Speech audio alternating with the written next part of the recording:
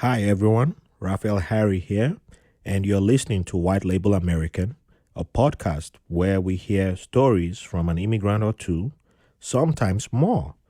Thank you for listening and enjoy the show.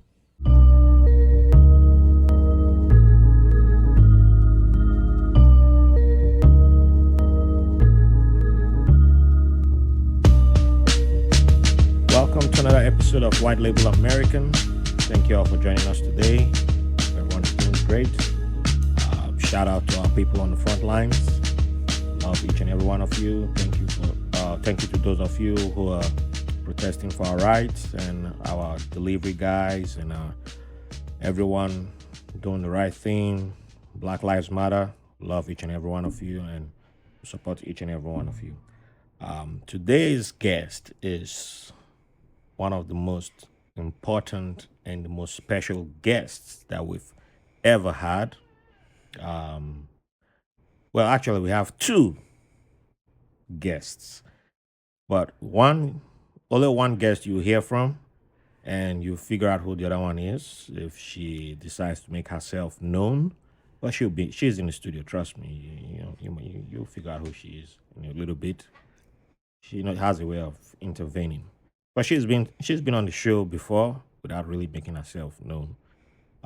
So the official guest of this episode is one of the biggest supporters that this show has, and is someone without whom this podcast wouldn't exist, and is one of the silent backers of this podcast.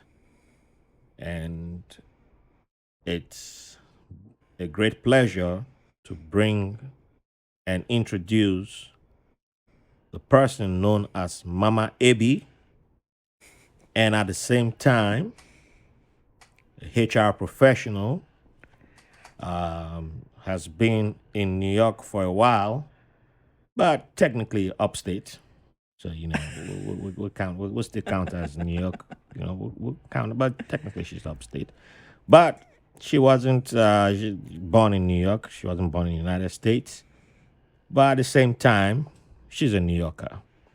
And by the rule book, she's a New Yorker. And she is a super awesome person who's just, she brings that efficiency to everything that she does. And today is about her story, and she's just going to deliver and tell us a lot more. So without much further ado, I introduce Verena Thoene. I think I still messed it up. But anyway, that's the lady known as my wife, my spouse. And she's going to talk about jollof rice and a whole lot of stuff today. So we'll settle the dispute on jollof rice and on other matters. So welcome on the show, Verena. Wie geht's? Sehr gut, danke. Yeah, genau. Thanks for having me. Yes, we need to speak English now. We're in America. Speak American. All right. So how you doing today? I'm good. How are you? I'm all right. It's good to see you. And I'm pretty sure people will be like, well, don't they live together or what? But anyway. Yeah, and they're wondering who the other guest is. So you might hear someone ramble a little bit, but she's our daughter. And she's 2 years old now and has a lot of opinions. So she has been bribed, and so she's quiet right now. But she might want to jump in on the interview, but she's hiding and just chilling in the corner. So let's dive in. So let's begin at the very beginning.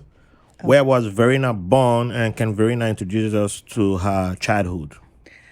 So I was born in Münster, Germany, North Rhine-Westphalia, close to the Dutch border. So that's still considered, I guess, like the northwest of Germany. So we do consider ourselves northerners versus southerners. That's very important. We'll come to that. And I grew up the first 8 or 9 years in a suburb of Münster. And when I say suburb, it's almost like a suburb of a suburb. It was a really little place that didn't even have a school. So we had to ride our bikes for 2 miles to get to school. And it doesn't look like this anymore, but it was literally like 2 miles of like fields and cows right and left of the street. So very different to where I live now in Brooklyn. And then we moved when I was like 9-ish. We moved to Münster proper and actually lived like really close to downtown. Still, Münster's not that big, so you're still very close to kind of the big parks and forest and, fields and stuff like that. Yeah. But it was like a 10-minute bike ride from downtown shopping mile and whatever. So that was a very different environment. So why is it so important to, the differentiate between northerners and southerners? Well, so one thing is soccer, right? Like you usually Fußball, yeah, Fußball. Because if you are football. supporting a northerner team, then you usually don't also support a southern team, right? Like you will find very few people who support like BVB and Bayern at the same time. And if you do know someone, then you have to seriously question them, I think, how that happened. That's true. I don't think I've ever met anyone who supports BVB, which is Borussia Dortmund for for regular Americans, and I've never seen anyone supporting Borussia and Bayern except on the continental scene. Yeah.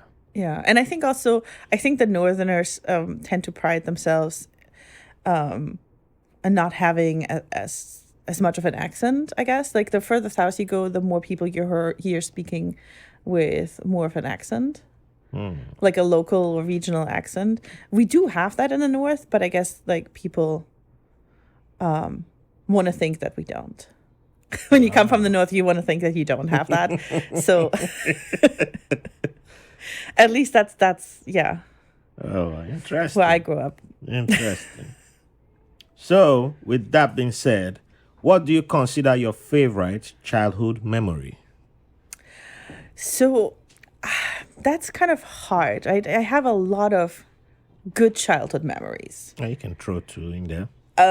Like even that would still be hard, right? So I'm just going to make a more of a broader statement. So even though I maybe was complaining when I was a child and always going on holiday somewhere where we would drive to, like the Netherlands or like Denmark, we would like go camping a lot when I was little. And I'm sure I was complaining at the time, right? But now I look back at that really favorably. And another thing is when I was growing up, sometimes we didn't go on vacation during the summer. And so instead, my parents bought me like a season ticket for the local pool. And I would just go off and be at the pool every day. Now that I don't have the possibility or the ability to do that, like that's another really like great childhood memory that I have. So, one thing our daughter seems to like is water and just jumping in water or being in the bathtub and whatever. So, you're saying you may have contributed to that because I thought it was all about me. Well, so interestingly enough, about the first 5 years of my life, I hated water. So I don't know about like bath time, but I would hate getting water in my face when washing hair. I was afraid of the waves on the beach, so my dad had to go and dig up a hole so that only the waves that crashed the furthest would deposit a little bit of water in the hole, and that's where I would sit and play. Okay, that sounds really not enough. Like I was supposed to, or I was in this class to learn how to swim, and I was just not having it. I wasn't putting my face in the water. I refused to put my face in the water for the longest time. So how did you like swimming pools then? So at one point, we were on vacation in the Netherlands with family friends, and one of them took me to this there was like a really fancy pool with like a lot of splash things and twirly waters and like an adventure pool, or however you want to call that. And there was this area where you had to dive under this partition to go from the inside to the outside. It was really just, you really just had to dip your head in the water basically to get under it. And for some reason, she was able to get through to me on how to do that and not be afraid. And ever since, my parents, like through the rest of my childhood, my parents were not able to get me out of the water ever again. And how old were you when that happened? I must have been 5 or 6 because right around 6-ish is when so in Germany, you get like this little certificate when you know how to swim like one full lane. Yep. And you get to like dive in a little bit. So I got that like right around like going into first grade. So ever since first grade, like that's when I would just spend, every free warm summer day at the pool if I was able to. I actually got so far that we had this rule that it had to be a certain temperature because I was the kind of kid I would just be like, well, the sun's out, like let's go. Whereas the rule was that it had to be a certain temperature to actually go. So I tried to manipulate the thermometer that was hanging outside the kitchen window. No. So that it would show warmer than it actually was. So that, in a way, speaks to the person you are today because that was like one of the first times you conquered an obstacle in your path and Yes. never looked back. And nowadays, you're that type of person who, once there's a hurdle in front of you, you don't. It's like once you set your mind to conquering it, you don't think twice. You just like, pow, I'm going to take it down. And I bring that up because, like, during the pregnancy, I still remember when you were like, I'm going to build this furniture set, and I was like, should you be doing this?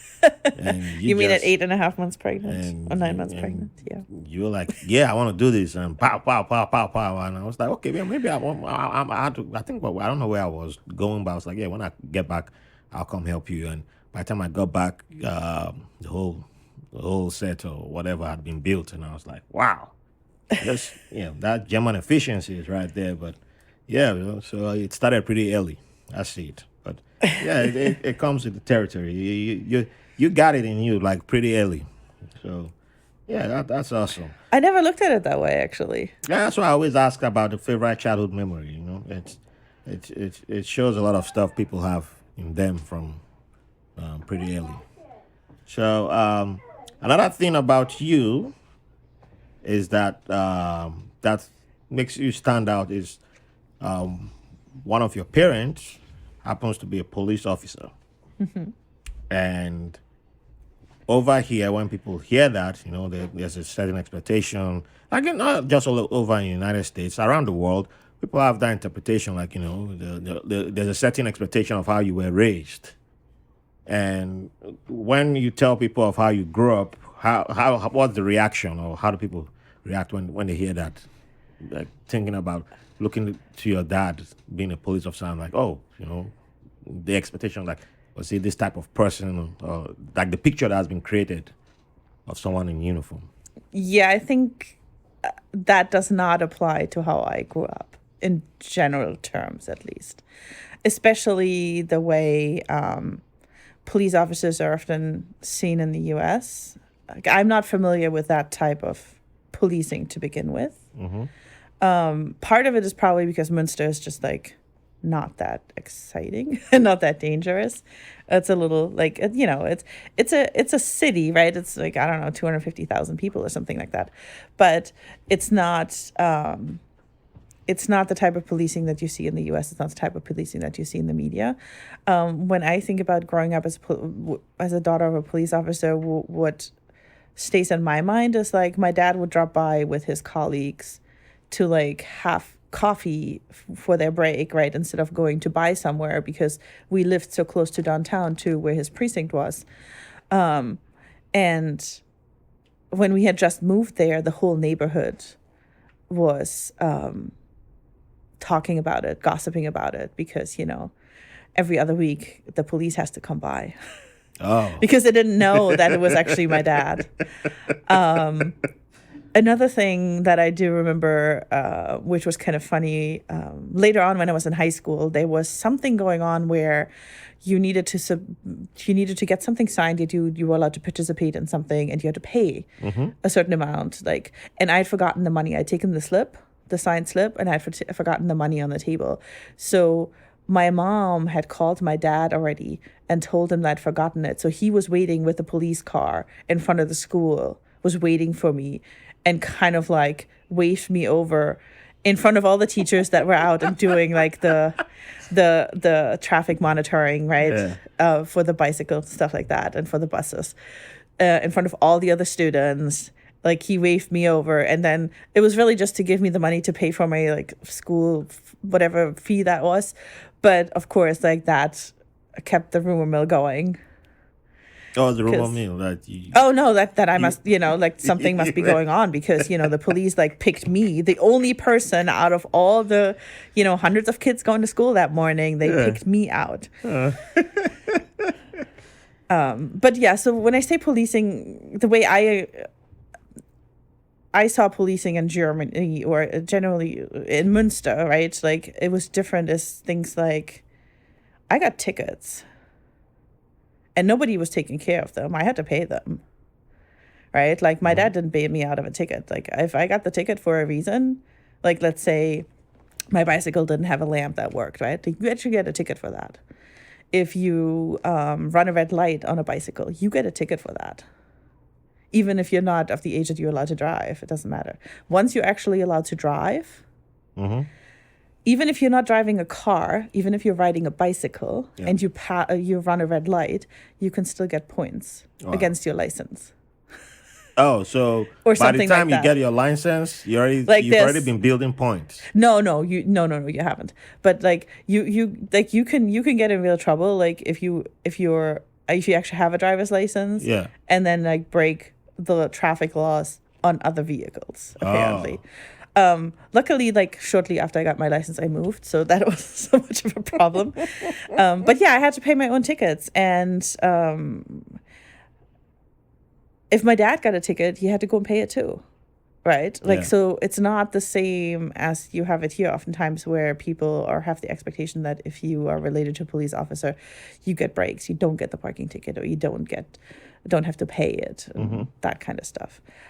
I did not see that. One thing I found interesting when I started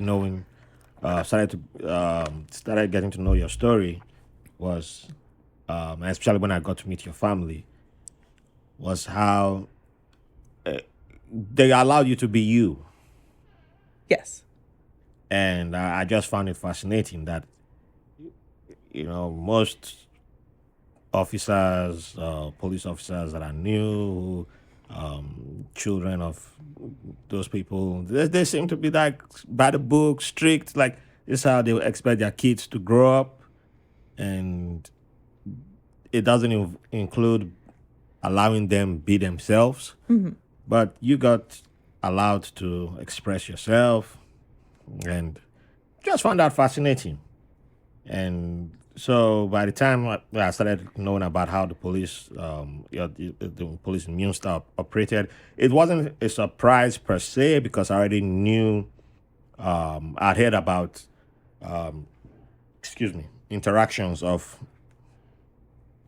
other people, service members who had been stationed in Germany, the interactions with police officers in other cities in Germany, and it was a lot different from what they had experienced here, and it's part of the reason why a few people who I got to know, including someone who's been on the show already, said they just felt like, Germany is home. They would rather stay in Germany than return back to the United States. So that's part thing is surprising, but it was the way you were allowed to grow up and be you. That was the thing that shocked me. I was like, wow. There was no this. You don't talk back to me. You don't this. You play by the rules, young lady. And I was like, wow, you was Yeah, no, that's not at all how I grew up. That's very true. Yes, I was encouraged to discuss things and question things. I don't know if that was a conscious decision that my parents made, but it was always okay to like discuss politics, for example. And it was always part of the conversation, especially the conversations I had with my mother, from a very early age on.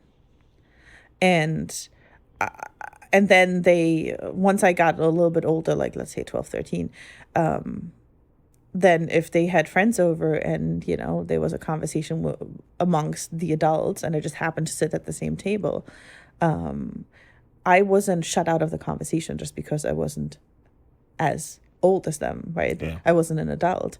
If I wanted to be included, I was included. Oh, And I do think that shaped me, and I do think that shaped how I've learned and how I've argued or discussed things. So I do think that was very helpful. And the other thing I think where my parents really let me be myself is when it came to like expression through clothes. I know that might not sound like a big deal, but to me it was a huge deal because your parents buy your clothes, like they tell you what to wear when you're little, right? Like you have some choice, but they're still the ones paying for it. So at some point when I was like 12, 13 or something, my parents actually gave me a budget. So we figured out how much they spend in an average year on like my clothes and like other incidentals, broke that down by 12, and that was the amount I would get every month into my own personal bank account. And then I could decide if I wanted to buy like the expensive jeans because I thought I needed to have them. But then I maybe was only able to buy one pair instead of three, right? But that was a choice that they empowered me to make. And so that gave me a lot more ability to express myself, just like in the sense that, I could make my own decisions. that's powerful. And it also teaches you how to, value money and how to budget. yeah, that's why I said it's powerful because it's something that I see and I understand the people who are making the case for it now that we need to teach our kids financial management and all that. I'm not against it, but I'm also kind of like, there's something that feels when it's forced, it feels forced in a way, but something organic, like the way you went through it when it's coming from the family, it stays with you longer than when it's in a classroom setting. And if you don't have, it becomes, do you have somebody who's what's the relationship with the chemistry with the teacher and the students? Is the teacher equipped to be in that room? Is it is the school well funded? Is the district and all those other dynamics start to play in there. And then is it okay if it's this district, if the school is in the wealthy district, then that's going to be well taken care of. If it's in the wrong district, then then all those questions are going to be asked. But when you see a family where they give that power of independence to the child, like you just brought a memory of what happened. How old was I then? I was probably uh, between, I think 10 or between 10 and 11, 10 and 12. And we went to, I think that was we went to Port Harcourt. We were staying in Benin then. So probably, no, before 10, I was probably 8. Yeah, between 8 and 10. And we went to Port Harcourt to visit an uncle. And one of my cousins, who I can't even recall his name now, he took some money which he claimed he had been saving. The story was a little bit mushy, I can't recall, but he disappeared. And this was back when we weren't supposed to be. we weren't given freedom to go out per se, but sometimes we rebelled and did our thing. And he was a little bit older than we were. I think, yeah, he was a teenager, so he was probably maybe like 5, 6, at most 7 years older than we were. And he went out but came back late. So they were freaking out. I remember my mom. It's coming to me now. My mom was, and freaking out with his dad, and they're like, "Well, should we go to the police station and start, declaring like, maybe he was arrested or something." Because police they've been doing raids for a long time. They just round up young people they see on the streets and take them and then wait for parents to show up and come bail them out, and he shows up like around 9 p.m., which now it's not late as an adult, but back then, it was this young kid who's never gone out. It's considered, how dare you come back this late? And he showed up around 9 p.m. and they were yelling at him, and he had a plastic bag with him. What is in the bag? And we were all like peeping from the room, like, what happened? And I know they were yelling at him, and then he finally came into the room. We couldn't hear everything, and then he came into the room, and we're like, what's going on? Like, he's like, oh, I went shopping. Like, what? Yeah, I went shopping. I saved money. He's like, yeah, I took all the money I had, and I went shopping. But I had to go to this other market that was like in the other part of town or whatever. I can't remember what part of Port Harcourt he lived, but he went somewhere, and so he was literally going from shop to shop to shop to find what he wanted to buy. He probably overpaid for the jeans, but I think it was just like 2 pair of jeans that that it took him the whole day to figure it out. And just you saying this night just brought that to my mind. Like, but he had that experience, and he was happy. He didn't. I think he got beat, he got flogged or whatever, but he didn't care. He didn't care because I don't recall him crying when he came into the room. He had that smug look on his face, but he was like, I went shopping. But and then later on, I remember my mom saying something to my uncle when his dad was still yelling, and she was like, well, he knows how to buy good clothes, though. So at least he didn't go buy drugs or something, and it was actually nice jeans that he bought. So, but just something like that, I just remember that, because we went, nobody trusted us with money. Go buy your own clothes. No, you had to be over 18 or probably in your 20s before you started doing that. I'm sure my parents were cringing at some of the choices I made as well. I've seen the photos. Hey. I won't post them, don't worry. So I'm sure they were a night or two when they were like, what was she thinking? But in general, they did just it was kind of a little bit of a give and take. Like, they did trust me, right? But at the same time, I was always the kid when I said, like, oh, this is where I'm going to be back by 9. I was back by at 9:15 the latest, right? But so that allowed, over time, that just built the trust that my parents were like, oh, okay, so you come back by midnight, right? And as long as I kept being back on time, like the rules became less strict, I guess. Oh, yeah. And of course I was getting older too. And so interestingly, though, this goes back to the policing part. The first time I was carded for alcohol, so in Germany, you're allowed to drink beer and wine when you're 16.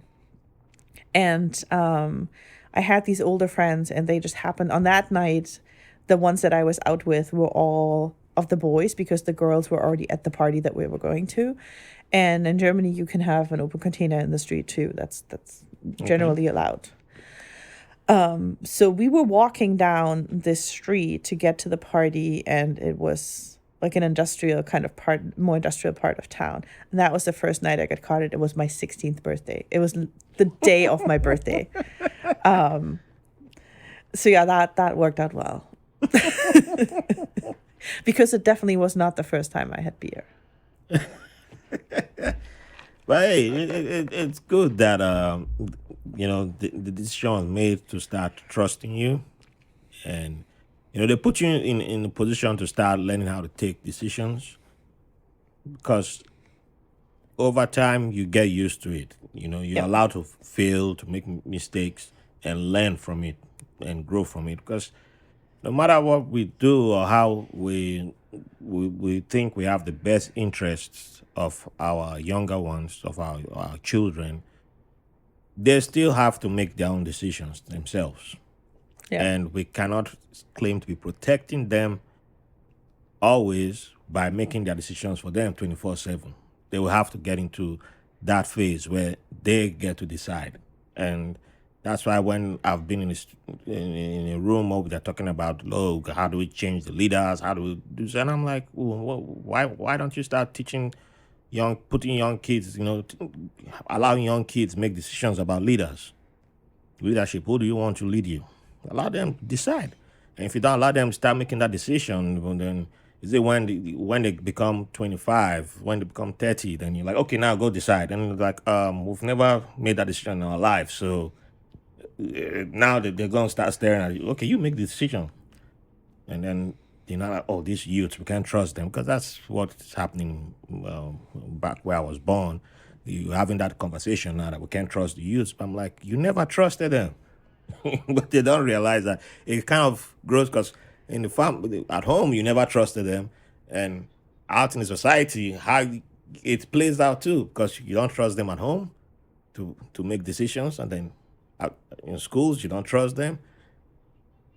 And how are they supposed to learn to trust themselves if they Yeah, don't get to make choices? because and at the same time you're always selling a perfect picture that you have to be perfect Yeah. because you're not allowed to make mistakes. You're not allowed to fail, and learn from that failure and move forward.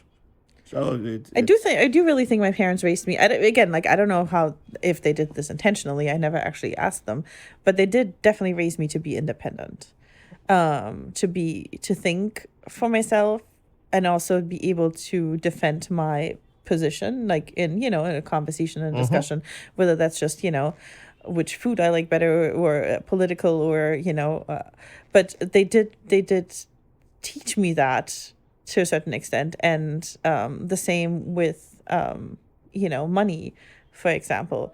And I think the other thing where when it comes to that, like teaching me to be independent, I think the fact that my mom was working helped kind of set that expectation for me as well. Right. So I never at any point during growing up, and my mom didn't work all the time, and she didn't always work full time, but I knew that she worked, right?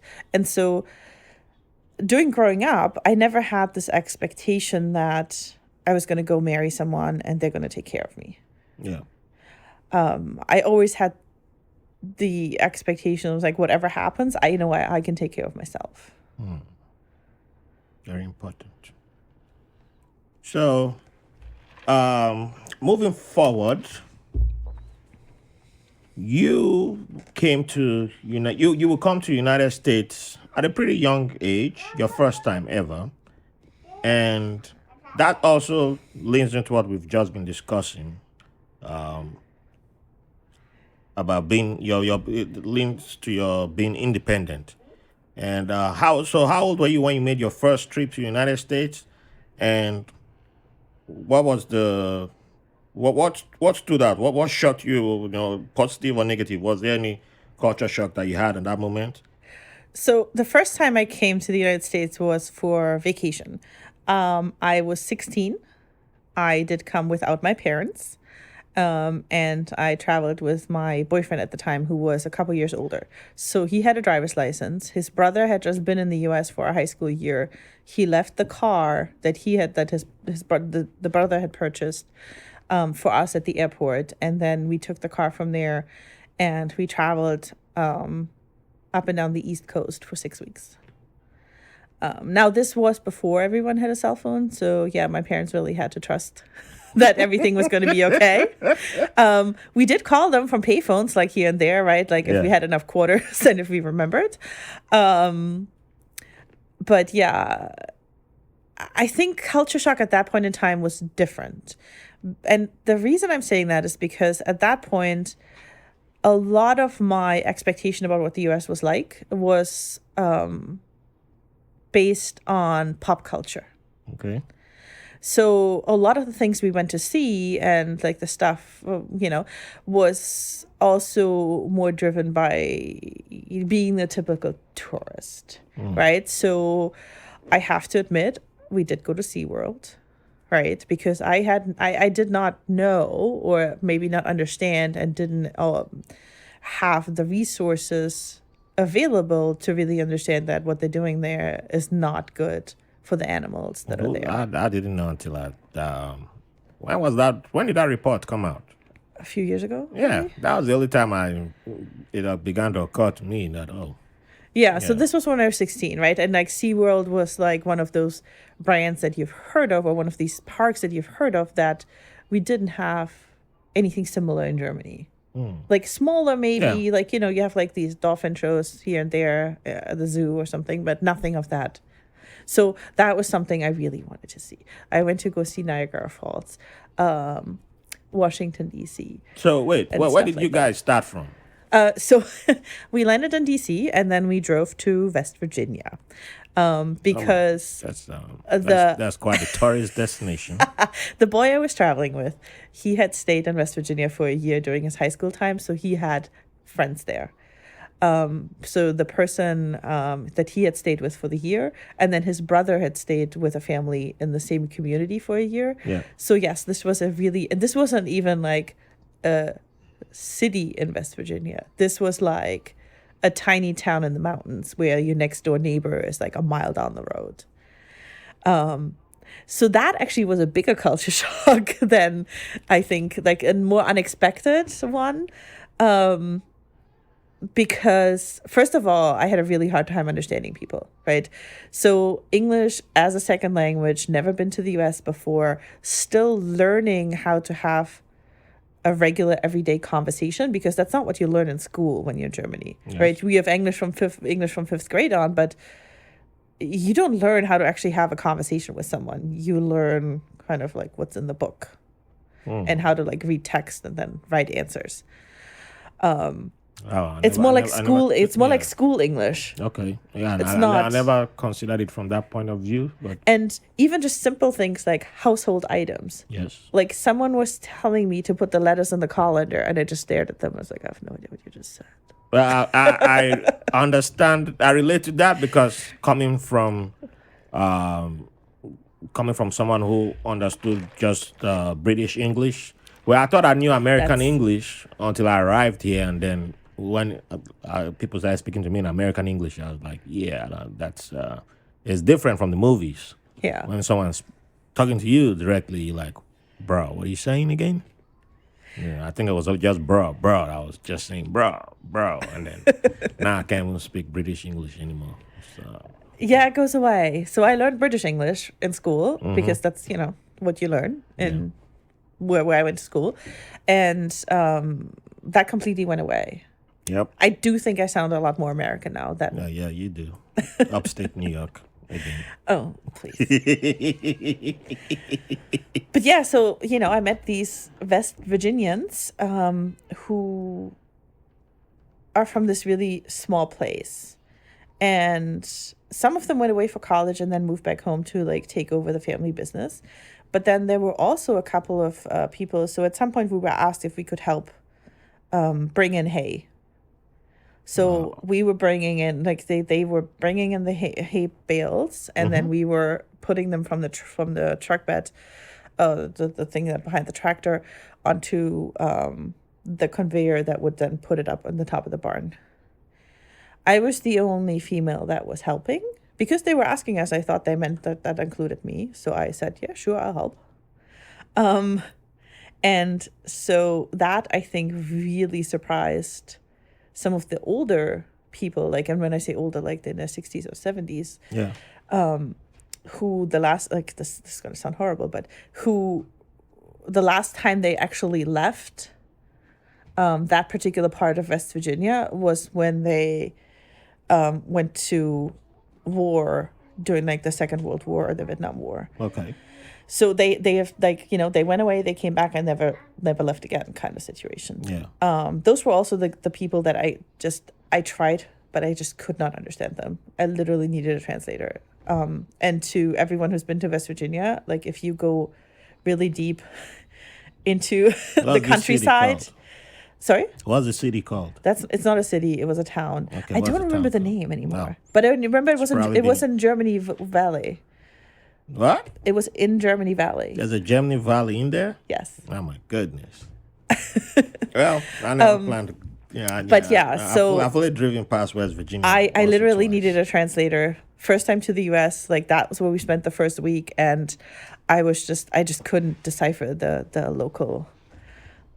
Like I just yeah, and I got really discouraged. I was like, I studied so hard, and I can't even communicate with people. But yeah, that was one type of culture shock, I guess. The other one was the religious side of things. So the other person we stayed with was a United Methodist do they call them pastor? Reverend, preacher? I don't know. Pastors, okay. Yeah. So because that was the person that my boyfriend at the time had lived with during his high school year. Yeah.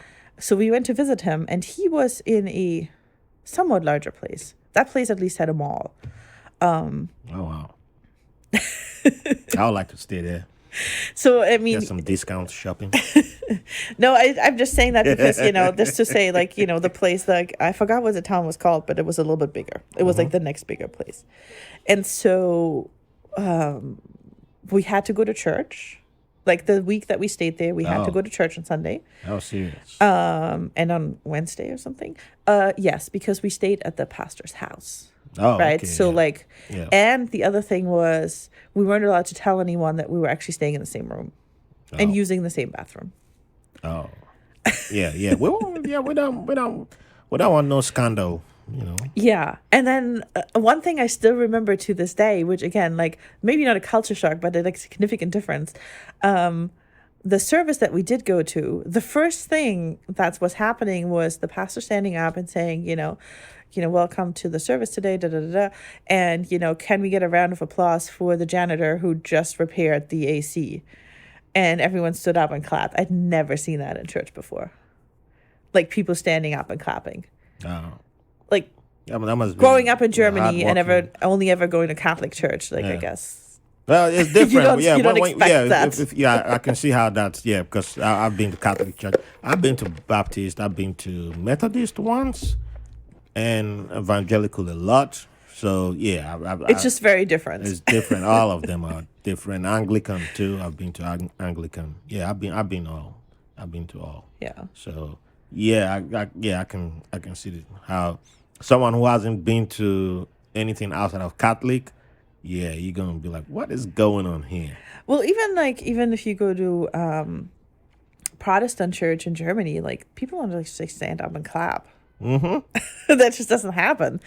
But I think there was a whole different level of culture shock once I moved here, because that's when you start looking under the surface, right? When you just come and go on vacation and you drive around and maybe like stay in a hotel or motel here, you stay on a playground, you talk to people, but you don't get to look under the surface as much.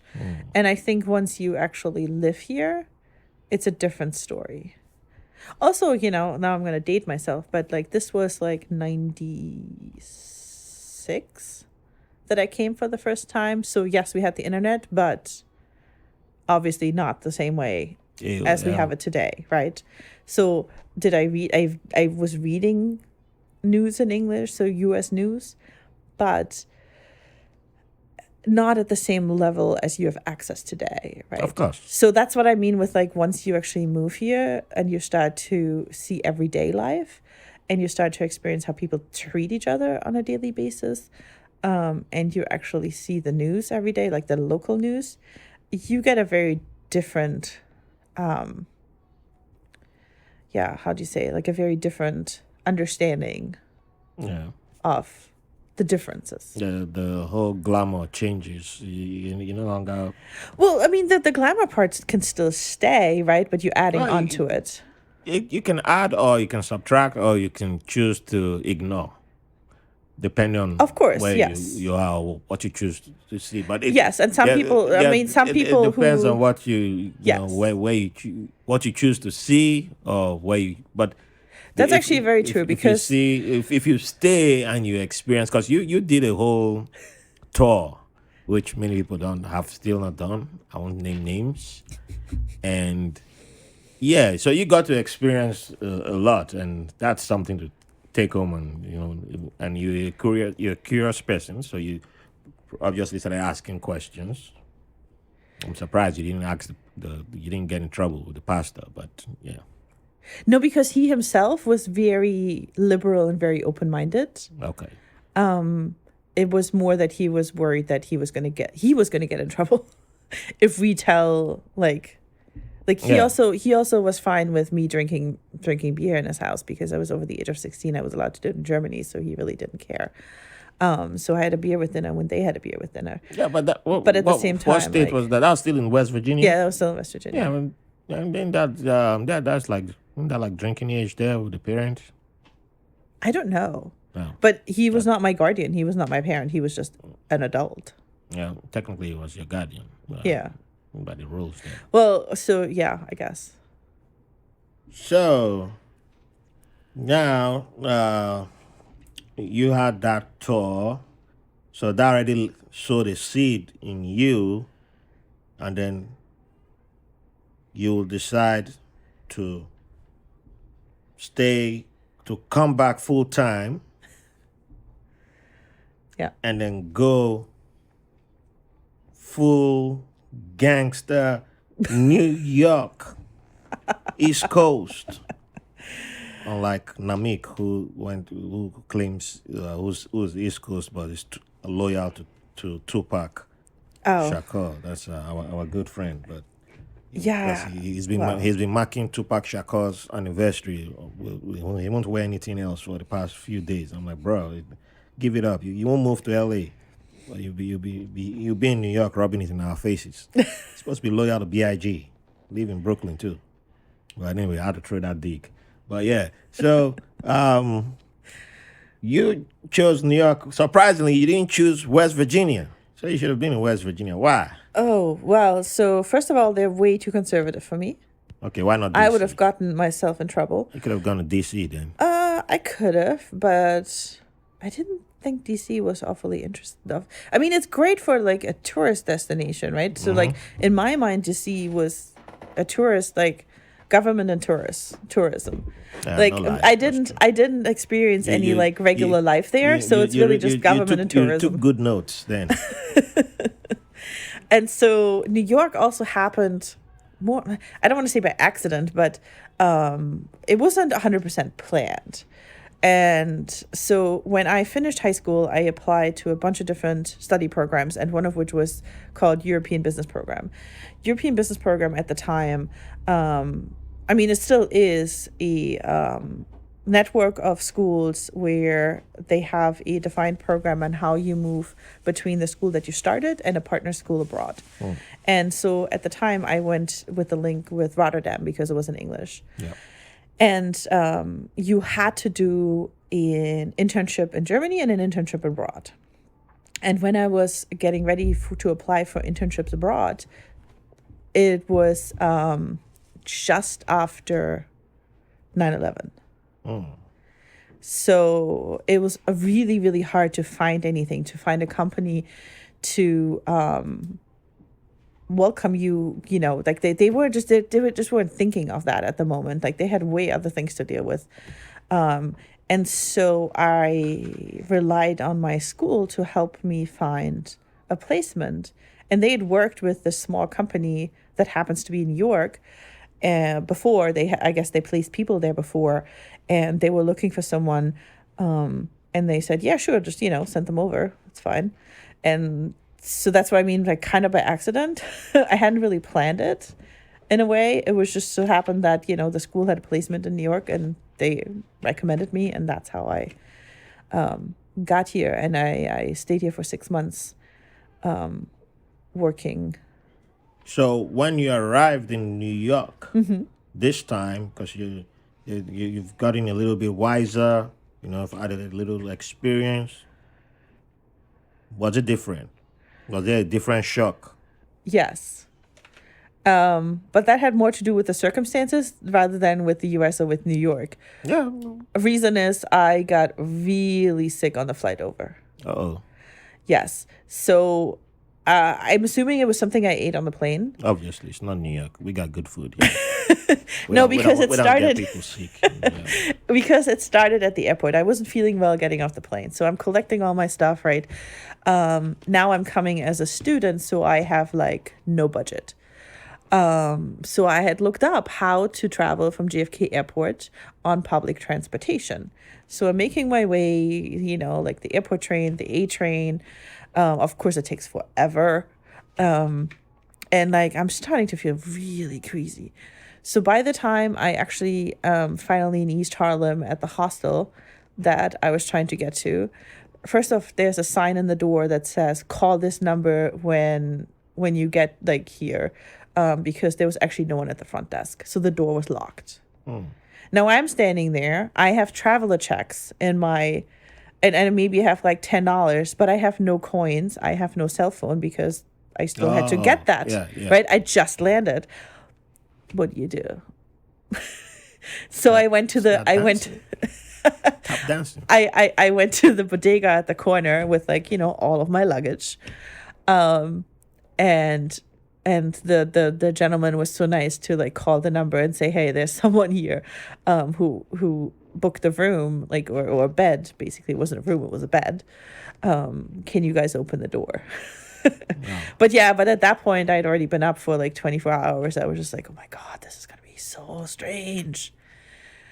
So all that to be said, I got sicker and I had to go to the hospital because I obviously didn't have a regular doctor. At this point, I was really sick and I was not keeping anything in, not even water. Wow. I was severely dehydrated and I was starting to have some real problems. So I still wanted to save money, so I walked to the hospital. I go to the emergency room. Again, very different experience than what I'm used to. I'd been to the emergency room in Germany, and it's a very, very different experience. First off, they don't actually like even talk to you until you're properly checked in. And that process alone was a test of patience. That you're talking about the American, right? Yes, the American. Yes. Okay. So this was Mount Sinai in, what was it, 2002, I guess. And I'm sitting there and this woman keeps saying like, okay, I have, writing down my address that's on my insurance paperwork. Because I had insurance paperwork through the internship. But it is like an international insurance. So the address on there is my parents' address in Germany. Yeah. So she keeps asking, what state is that in? And I keep telling her it's not in a U.S. state. This is an international insurance. This is in Germany. And she keeps asking, yeah, but what state is Germany in? And I'm just like, but I don't even know how to answer. Like, I don't know how else to explain to you that Germany is its own country. And so that in itself was like, and mind you, like I'm sitting there, I'm not like in the best shape. I'm really sick. Then there's signs everywhere that, you have to pay a minimum of like $750 just to be seen by a doctor or something like that. So like on the inside, I'm panicking a little bit because until my first paycheck from the internship comes in, like 500, I think was what I had with me. I did have a credit card, luckily. So, but yeah, I was like panicking a little bit there. Then, they take care of me eventually. I see a doctor, whatever. The doctor is super nice. She actually gave me a bunch of samples of the medication that I needed just to make sure that I had enough. And didn't have to wait for like the international insurance to figure out how to get me medication. Okay. Now it's like 12 hours later or so, and I get checked out again. I go to the whatever place they took me to sign out, and the woman presents me with a bill. That's when panic really set in. That was a big number, just for the fact that they like didn't really run any tests and just gave me an IV with like salt water basically. For a couple hours. How much was the bill? I don't recall exactly, but it was just a huge amount. And luckily, the person at the billing desk was super helpful, because she figured out that the person in the beginning never actually entered the fact that I had insurance because she couldn't figure out how to enter my address. Wow. So otherwise, I would have sat there with like a couple $1,000s to pay. And this was, I'd been there for 2 days, in the country for 2 days. So that was my Probably introduction. would have invented GoFundMe right there or something. That was my introduction to the U.S. healthcare system. That was not fun. Hey, that was quite the shock. Yes. So I think like that was one of the first times that I looked under the surface, Yeah. because now I was here and lived here and had to operate in daily life as opposed to being a tourist. Well, your welcome package was immediately. It was like, bang, get started.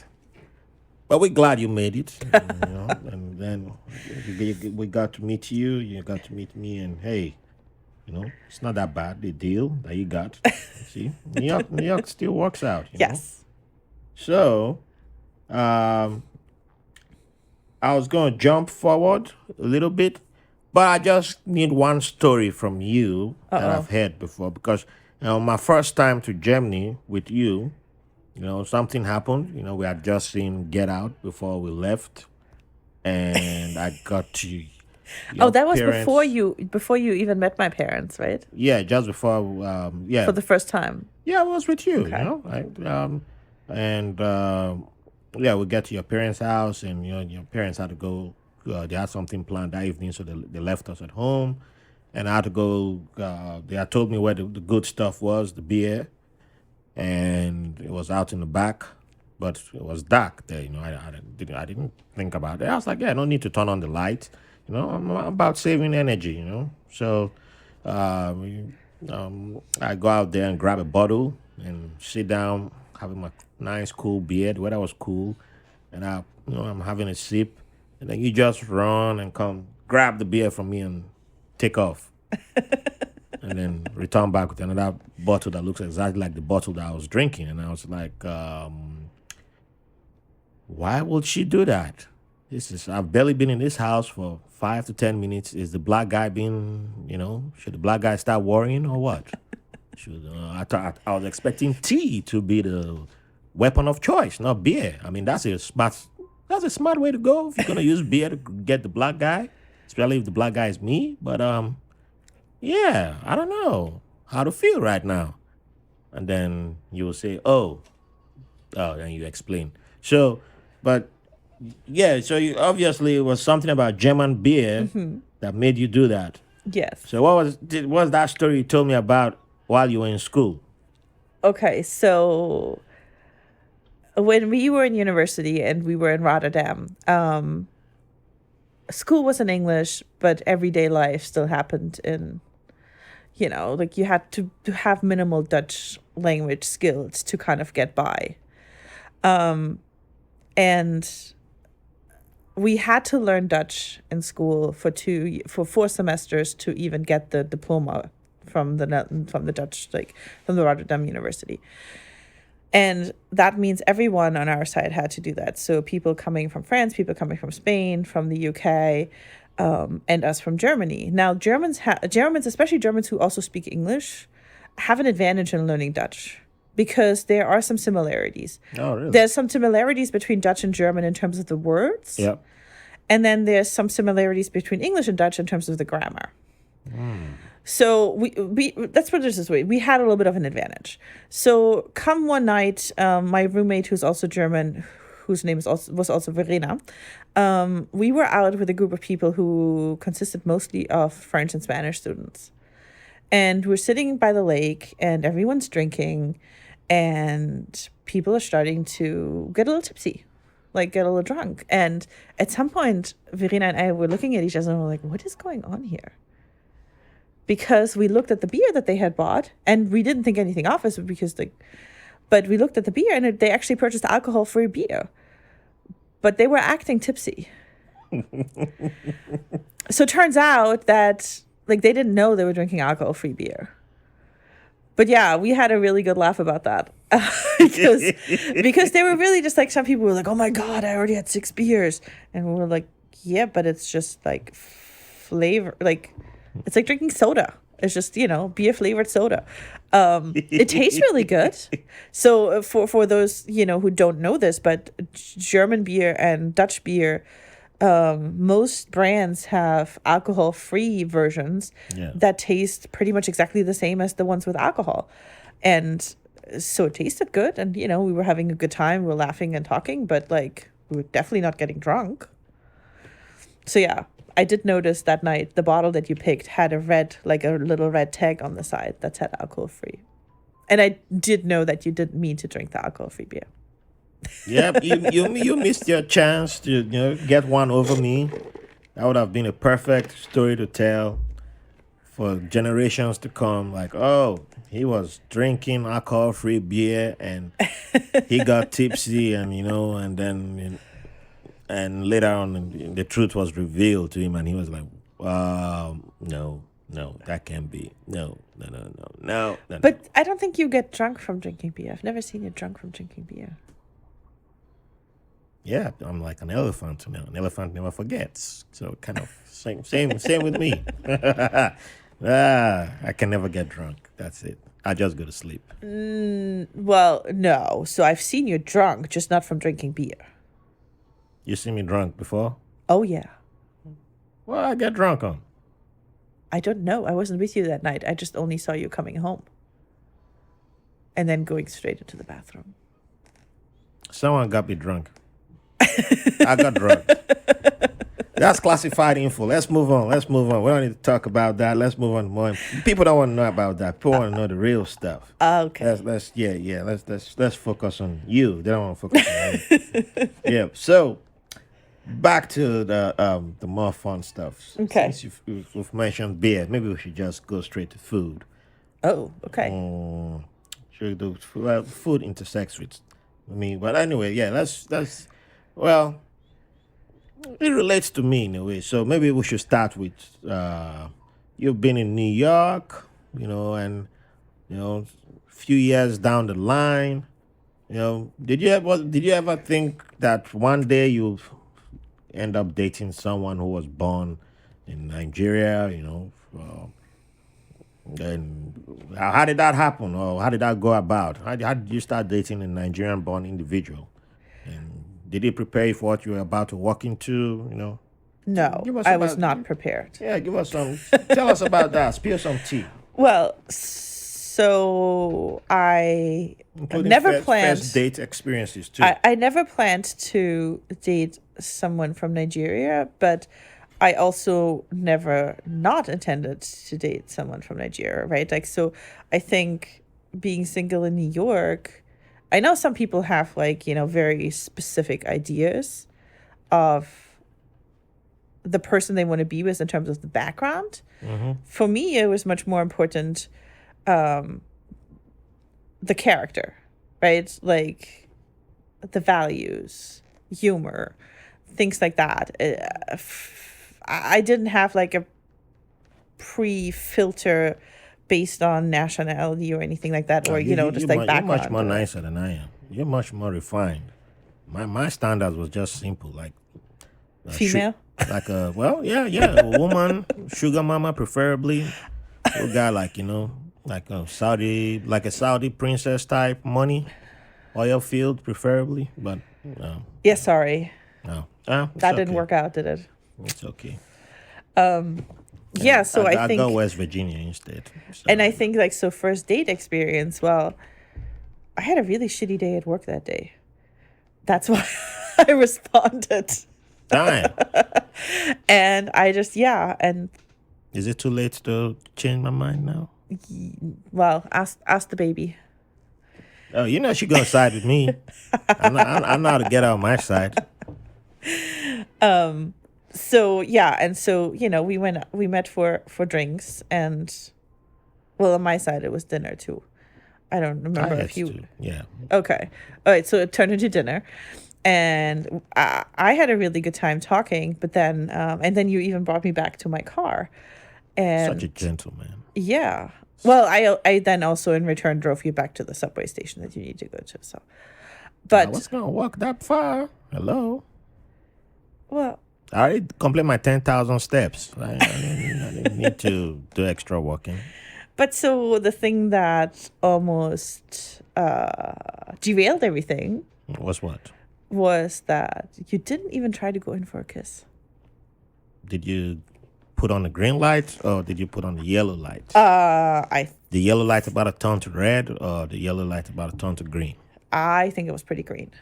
You sure it wasn't the yellow light? Yeah. Because sometimes it's the yellow light. No. We'll have to check the replay. Pretty sure it was. You sticking to that story? Oh, I'm sticking to that story. That's now I recall it, but pretty sure based on my record. Well, so how was it rectified? Well, I don't remember like who texted whom, but you did send me a text that night See, you're such mentioning a the fact. gentleman. Such a gentleman. Mentioning the fact, and then I responded that I had wanted you to try kiss me or to kiss me, and you just didn't. So I think that led to us scheduling a second date. See, listeners, y'all should book your copy of my book on how to win a second date. It's coming out soon, but I accept pre-orders. Just PayPal me the money, and you get your copy soon. Yeah. Yeah. So, And I remember, like, on the second date, I Yeah. stayed out. We stayed out. We went to the movies. Yeah, we went to the movies well, we went to a Mexican. You took a Mexican for drinks. Yes, place for drinks. that was like underneath the movie theater. Yeah. Then we went to the movies, and Now, then what movie was it? Deadpool. Yeah. Good choice. And I think you saw it for like the third time or the fourth time that day, but I had never seen it. So Not that. What are you trying? What kind of picture are you trying to paint? no, here? no, You no. said You've that seen day. it. You've seen it 3 times before you went with Okay, me that okay. day. Don't get people concerned about me. Like, what is this guy doing with his life?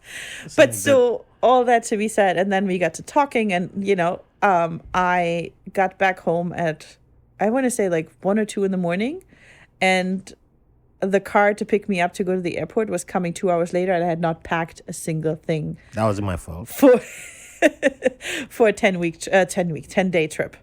So that's like, yeah, Yep, I wasn't. I know to blame. that wasn't your fault, Exactly. I just had a. but kind of was your fault. Nah. That wasn't my fault. I I did- I told you to pack I ahead did. of time. I did make it. I know you did. I know, but it wasn't. But I my fault. made some questionable choices in what I took with me in terms of clothing, because I kind of just threw things in there. And I bag. wasn't responsible for that. Full disclosure. But you made it. Yes. So, and you did not answer the part about so were you prepared? Did it prepare you for what you were about to walk into? No, but I also Golly. You can- I was not prepared. oh my goodness. In what way? Jollof I rolls? had no expectation what it means Being to called you- date someone who was born in Nigeria. Not at all. I had no expectation or preconceived like idea of what that would include. Chief Daddy? Yeah, you didn't strike me as that type. Oh. I also didn't know anything about Nigerian food, to be honest, before I met you. Exactly. And that's why you got But now I prepared. know Nigerian jollof is the best. Oh, see, you jumped ahead of the question. But hey, you had how many jollof have you had? Oh, so I had Nigerian, Ghanaian, Senegalese, and what's the other one? You've had I think you've had Togo and Cameroon, if I'm not mistaken. Okay. Togo, yes. Cameroon, I don't remember which one that was So specifically. maybe that's me. I've probably because I've had more. I've had almost the whole of West Africa. But yeah. Yeah. And you stick by. Nigerian jollof.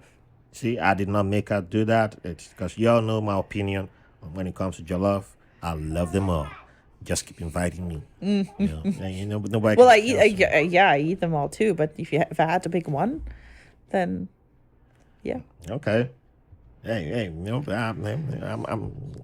I'm just, you heard it from her. She's a neutral party, and you heard it from her.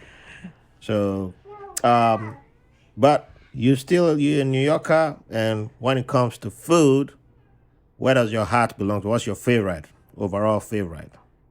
If you have to betray one food, you can betray which, but which one is like you can't live without? I have a favorite. Yeah, I do. you have to.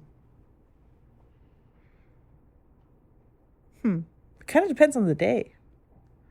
I don't think anybody has given that answer. What should I go can't. to? I can't think of like what my favorite food is. Like, what's your favorite German food, or not northern German food, or not Western? Oh.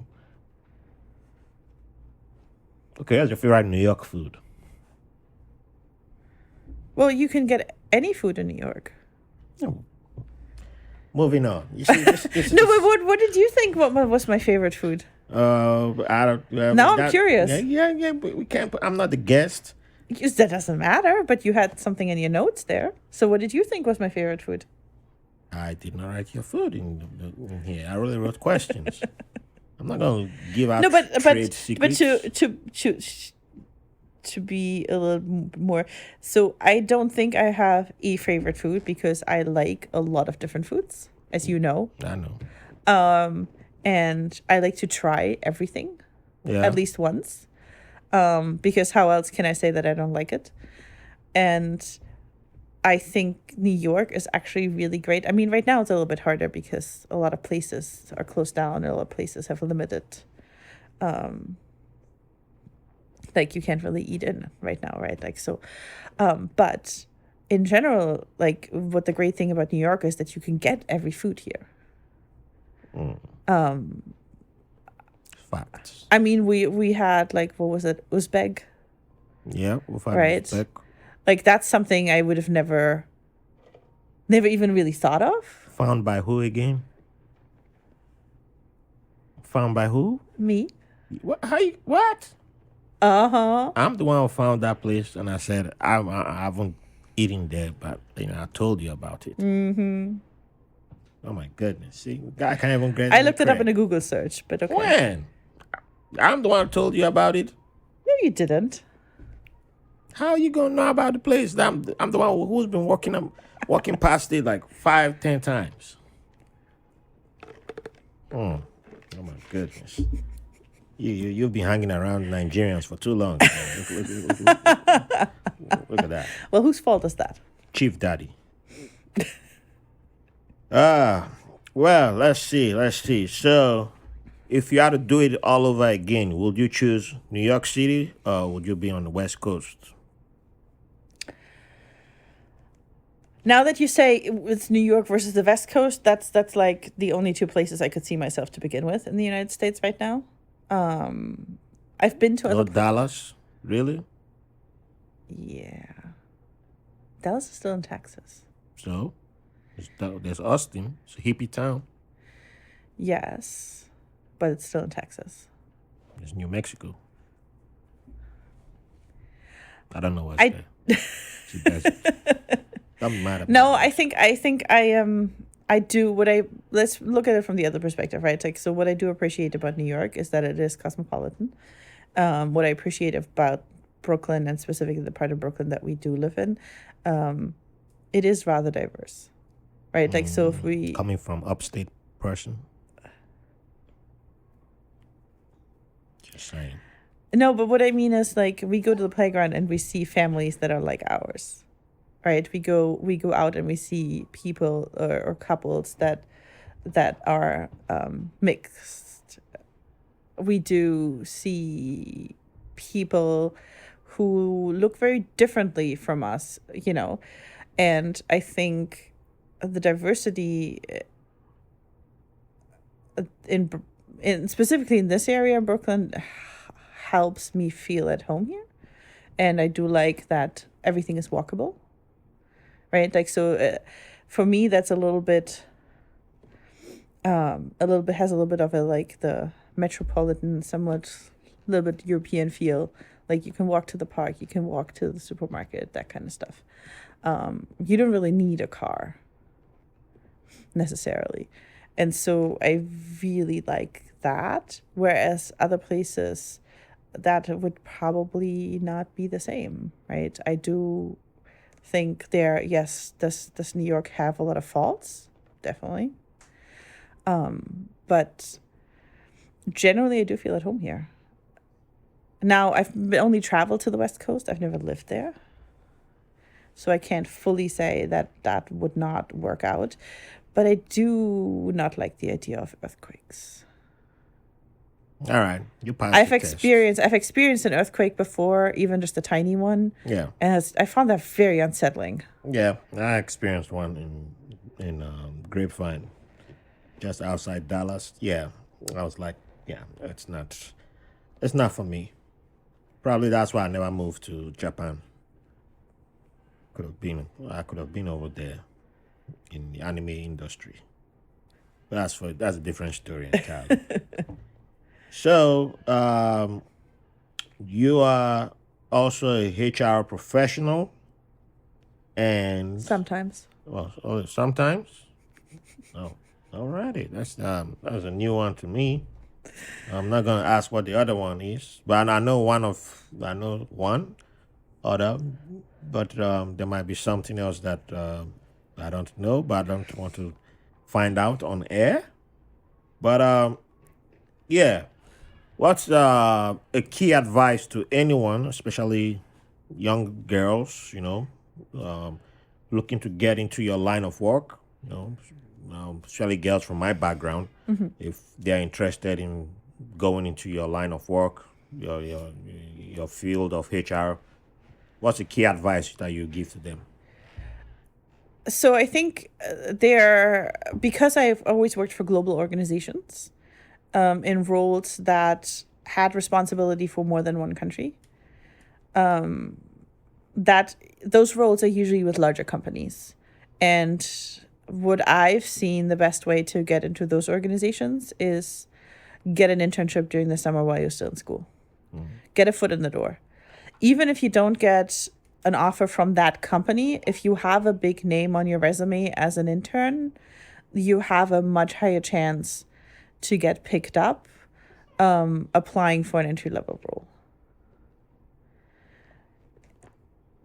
And I did not have that because I was coming from, I mean, I had an internship here, but it was a small company. Like I said, it was a pretty small company the university had a relationship with.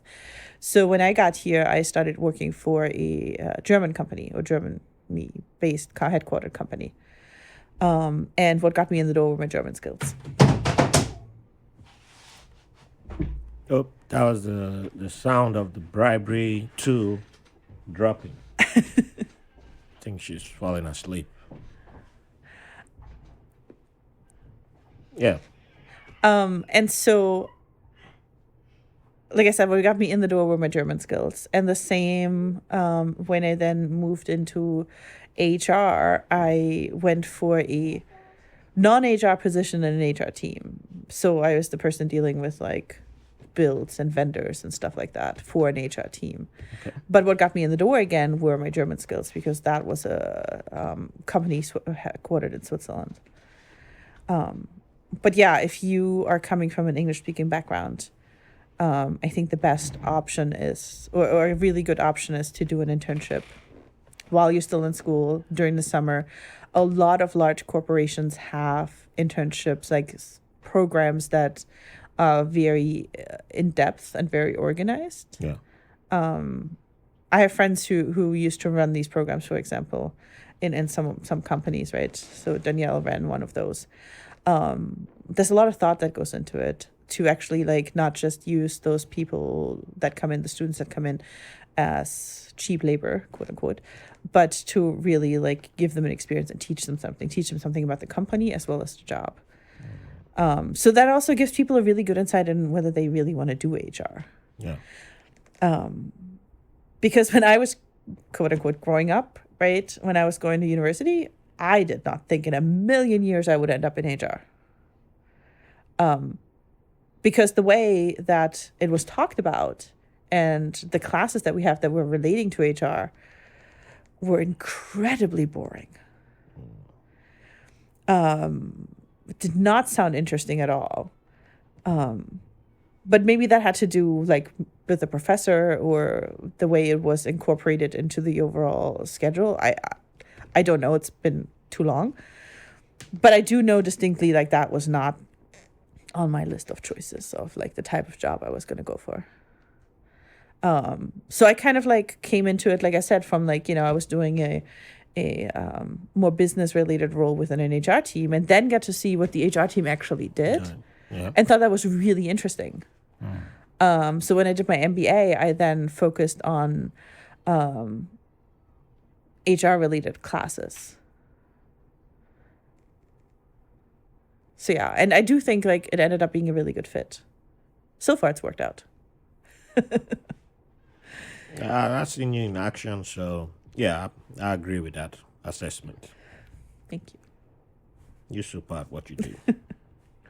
So, and it was interesting. You also mentioned something which I think you're also saying language might be helpful, adding language skills to HR.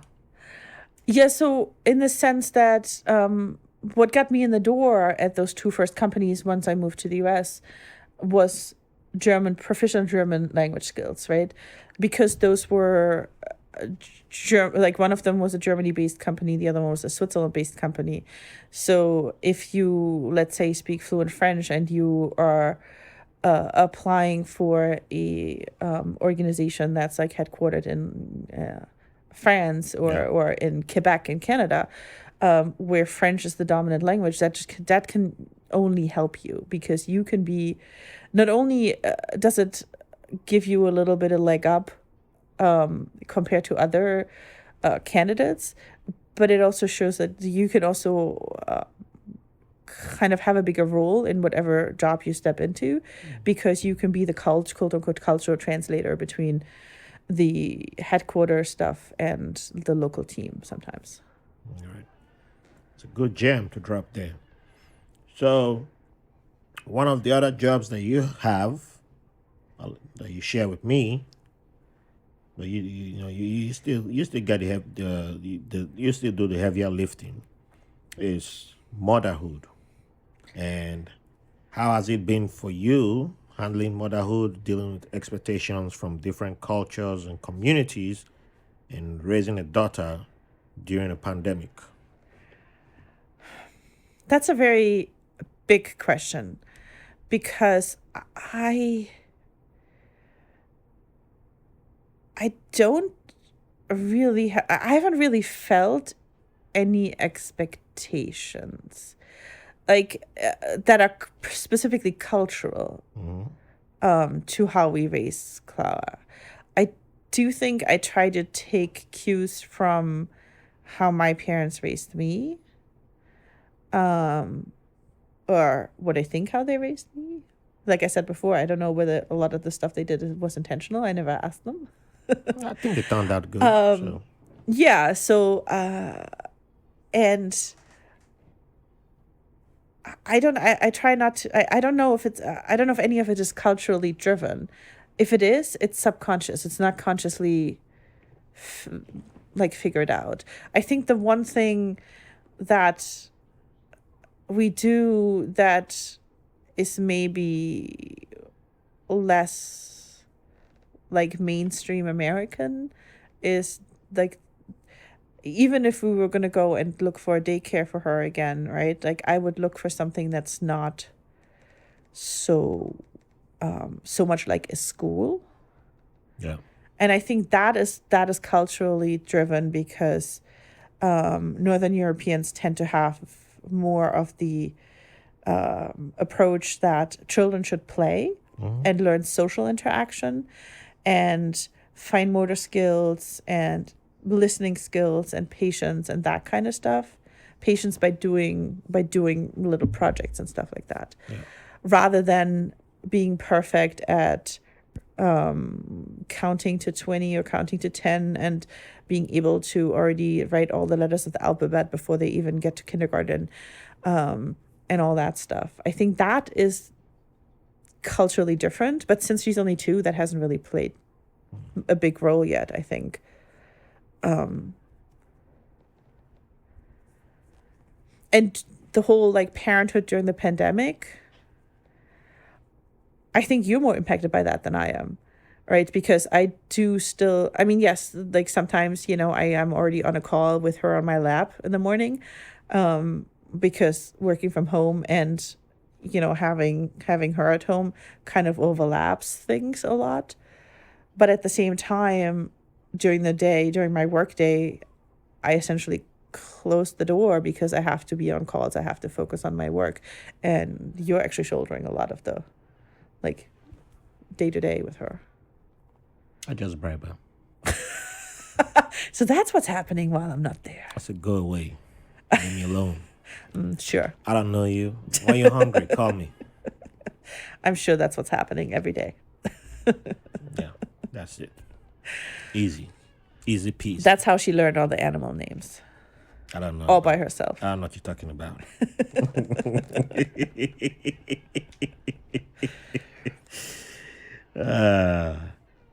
All right, so getting to the wrapping up. But before we jump towards the wrapping up section, I have to hit you with one other question. Uh-oh. It's a fun one. Don't worry. It's not a hard one.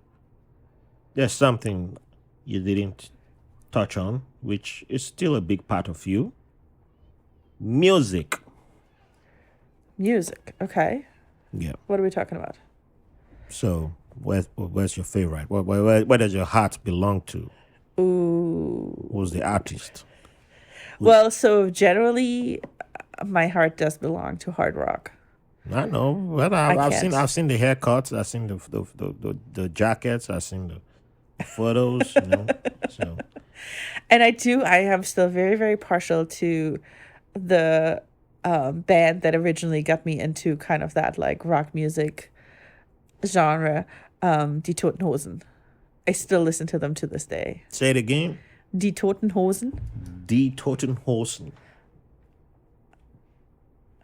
I said it right? Yes. No, that was absolutely correct. Yeah, well, and what was a little bit applause. What is a little bit shocking is, so back when I was, I don't know, 12 or something, when I started listening to them, my parents did not approve because they had some texts that I guess they didn't think were appropriate. But at the same time, like, that didn't stop me. And, you get like these posters that you can put on your wall. And so in my mind, that's still the way they look. And then recently I read an article and I saw like their recent pictures. They're now in their, like, I don't know, late 50s, early 60s or something. And I was shocked. I mean, of course, people get older, but in my mind, they were still looking like when I was 12. They didn't age well or what? No, they just aged like anyone ages. I mean, they probably didn't age too well because, like alcohol and drugs at some point in their life. But the fuel of the rock gods. Yes. Yeah, but I just didn't. I mean, logically, you should expect it, right? Everyone gets older. But for some reason, I didn't. So I was really shocked when I saw like a picture and it was like, oh. That also makes me feel old, I have to say. That's all right. You're just 21 like me. Oh, yeah, of course. Die Toten Hosen. Is that a good place to start if someone wants to get into German rock? I guess so. I think at this point, they're probably a lot more mainstream than they used to be. Okay. But I don't know. I'm not following the German rock scene that closely anymore. What? You're unpatriotic. I know, right? German. We call ice.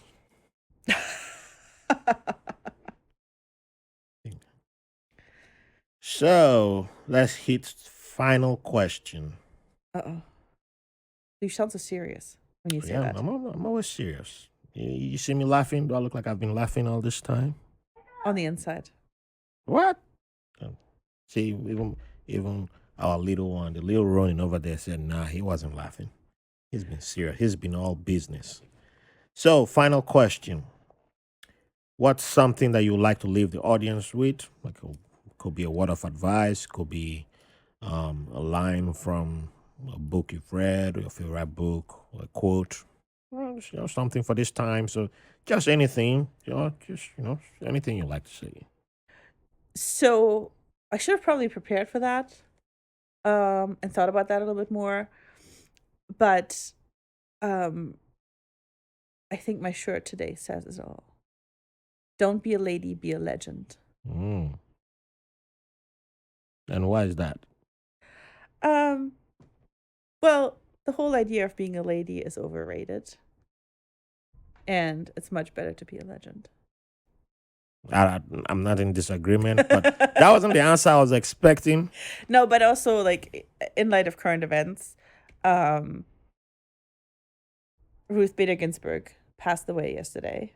The right? notorious RBG. Yes. Rest in power. And so that was a little bit of shock to the system. I didn't expect to be so emotionally impacted by it. Yeah. But she is definitely one of those people who did not worry about being a lady and became a legend. She did not worry about upsetting people with her stance on equality, even in her early parts of her career, where she argued in front of the Supreme Court. I believe it was the Supreme Court of all men, and got them to agree to her point on equality. She did not worry about how that got perceived, and how that was reflected on her as a woman. And she fought for equality through the entirety of her career, and therefore became a legend. Perfect. Genau. So, do you have any plugins that you like to leave us with? Everyone needs to subscribe to this podcast. The best podcast out there. Everyone needs to share it with all of their friends all the time, and make sure all of their friends subscribe as well. No, I'll take 5 stars. Right, 5 stars, right. The ratings, yes. If you and drop some ratings and some, Not some. I'll just take 5 stars, not some ratings. But thank you for the, for that. Well, you said at the beginning, there was no I'm gun pointed at her or anything. She wasn't. She'll eat. She'll be given. She'll get food. She wasn't promised anything. But you said at the beginning, I'm one of your biggest supporters, and so I had to, live up to that promise. I appreciate that. I mean, you did great. So, Dankeschön for blessing us with your presence and coming into the studio. And Dankeschön, Lil running over there. I mean, she acting like we're not even important right now. But as soon as she's hungry, she'll holler. I can't believe she's still awake. She was the time. Yeah, she'll fall asleep soon. But yeah. So thank you all for joining us. This has been a pleasure, and I look forward to part 2 where you get to interview me. I'll think about it, but no promises. But thank you all, and keep on listening and join us for the next episode. And thank you for the pleasure of your company.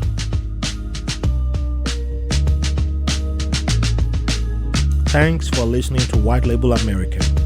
If you enjoy the show, we'll appreciate if you rate, review, and subscribe to the podcast wherever you get your podcast from. If you have any questions, comments, or have someone who will be a good guest on the show, or you want to be on the show, send us a message at whitelabelamerican@gmail.com. And make sure to follow us on Facebook and Instagram at White Label American. Thank you for your support.